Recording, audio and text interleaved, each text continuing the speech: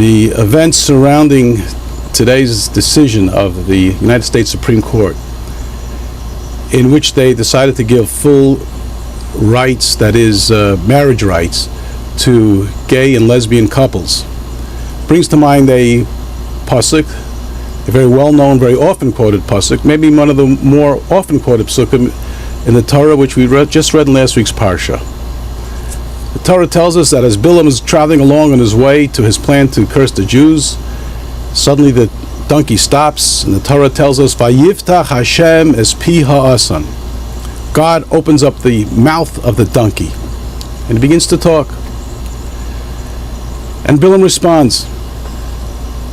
Reb Chaim Shmulevitz, the Mir Rosh Yeshiva, who was nifter in the Mir in Yerushalayim somewhere around in the mid-1970s, who lived with the characters of Tanakh. He had his favorites, and he had those who he disdained. No character did he disdain more than was Bilam. He felt that Bilam was the consummate hypocrite. And he had such great talents that he could have used in advance for wonderful things and great levels of Kedusha, and instead he fell to the abyss, to the lowest levels of Tumah.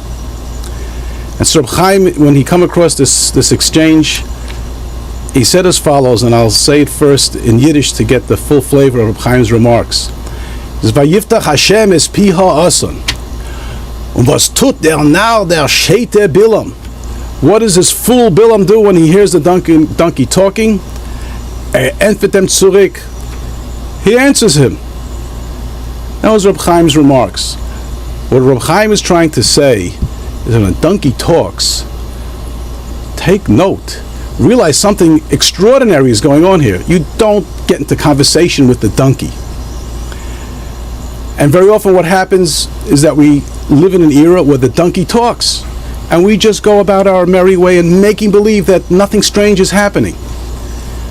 And with the decision of the Supreme Court today, the Supreme Court of the United States of America, this great country of ours, has put its official stamp, on a way of living that is just completely in opposite. It defies all logic to talk about two people being wed together. We cannot talk about something being wed unless they're two opposites. The Gemara talks about, any carpenter will tell you that if you want to wed two pieces of wood, you take a zachar and you take a nekeva, you take a male and a female, and they fit, one couples with the other. And that's how you fit two pieces of wood together. You have the male and the female board.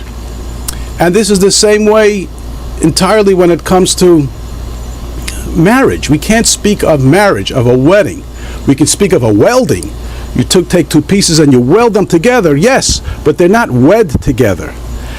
And to live in this world of fantasy where we're saying that two of the same gender come together and you're going to consider them as they are husband and wife, wife and wife, whatever they're calling it. And we're living in this world of make-believe that this is fine, this is wonderful.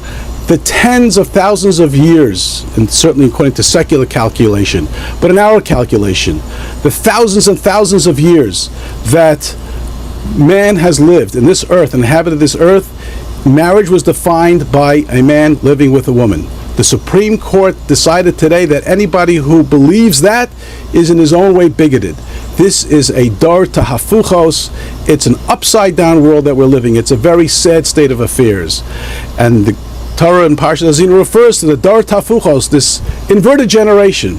So here we have a generation where we've put men on the moon. We've accomplished so much in the sciences and technology, and every day there's some new revolution, and in medicine and the arts. And yet we are silly people that can actually condone this type of behavior and make it official. That's something that gives us a lot of pause. It's a sad time indeed. Hopefully, maybe this will be the beginnings of the Mashiach. The behavior of man is so unusual, so strange.